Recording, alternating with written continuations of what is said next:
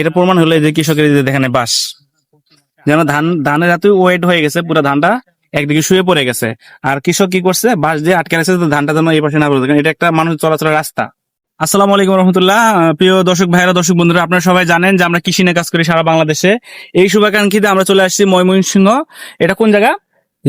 বিদ্যাগঞ্জ। এই জায়গাতে আমরা একটা জমিতে মিরাকেল গ্রোথ ব্যবহার করাই। আলহামদুলিল্লাহ সেই জমিটার রেজাল্ট দেখেন যে কৃষক এই যে একটা বাঁশ দিয়ে রাখছে যেন ধানটা এদিকে না পড়ে যায়। তো ধানের ফলনটা কি হয়েছে মাশাআল্লাহ একটু দেখবেন, বছরে দেখান।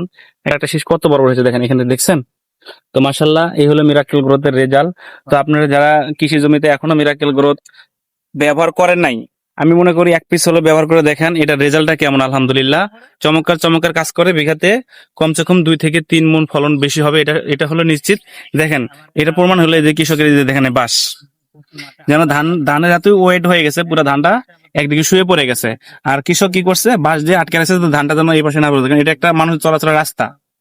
তো আলহামদুলিল্লাহ দোয়া করবেন আমাদের সাথে, আমরা যেন কৃষকের পাশে এবং কৃষকের সাথে থাকতে পারি এবং আমরা কৃষকের মুখে যেন হাসি ফোটাতে পারি।